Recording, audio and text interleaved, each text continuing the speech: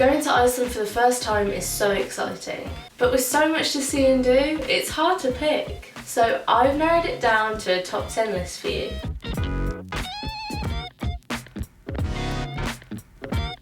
Number 1, the Blue Lagoon.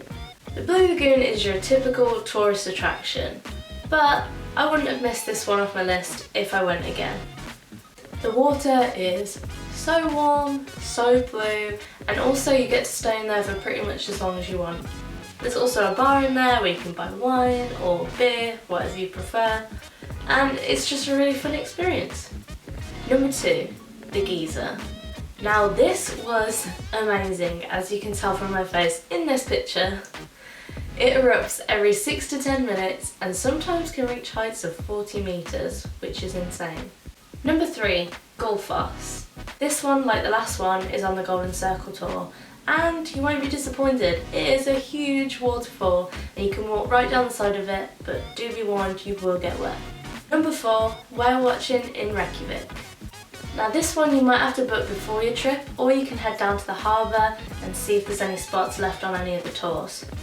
Our trip lasted around 4 hours, so we had plenty of time to see some whales, which we did.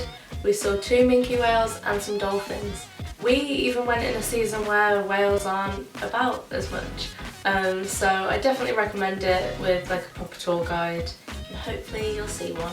Also, whilst you're in Reykjavik, check out the cathedral, or maybe you can try some fermented shark. Number 5, Skogafoss. Yes, it's another waterfall, but this waterfall has a rainbow all year round. This waterfall is 60 meters high, and if you do find a pot of gold, let me know. Number 6, the plane wreck. Now this one is a little bit unique, but I highly recommend it. The plane against the landscape of Iceland is just incredible. It's like something from a film. Side note, nobody got hurt in the plane crash. Number 7, the basalt columns. Now this one I would recommend just off of the fact that the beach is beautiful and unique, the sand is black and the waves are huge. But the basalt columns remind me of the Giant's Causeway in Ireland, and they're really beautiful. Number 8, the Glacier Lagoon. Now this one was my favourite from the whole trip. It was incredible. But sadly this won't be there in 100 years, which I know I've mentioned before on this channel more than once, but it just makes me really sad. So if you do want to see this, make sure you get there before the next 100 years. Or try and stop global warming, that would be great too. Also, a little walk down from the lagoon is a beach that's covered in icebergs, which I highly recommend. Number 9, Scatterfell National Park. You can book a tour to go and walk on top of the glacier, which is incredible. And this, also like the lagoon, won't be there in 100 years either, which is also crazy. Now you should probably book your tour before you go on your trip. I highly recommend Glacier Guides for your tour. I'll leave a link in the description. Their tour guides are really friendly, knowledgeable, and they'll also give you all the equipment to help you get up the glacier. And finally, number 10, the Northern Lights. Now this one I understand is totally dependent on your trip and what time of year you go as well, but here's some tips on how you can spot the Northern Lights. I highly recommend taking a DSLR or a camera where you can change the shutter speed.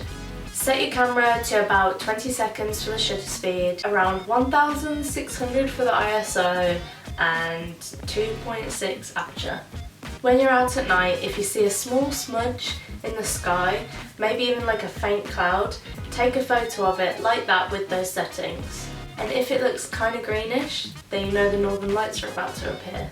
This happened on our first night that we were there, which I know is incredibly lucky, but if I didn't know about those camera settings, then I probably wouldn't have stuck around. And as we waited, the lights went crazy and danced around the sky, and it was honestly the most beautiful thing I've ever seen. Thank you so much for watching. If this video helped you plan your trip, then please give it a like or hit the subscribe button, and I'll see you very soon.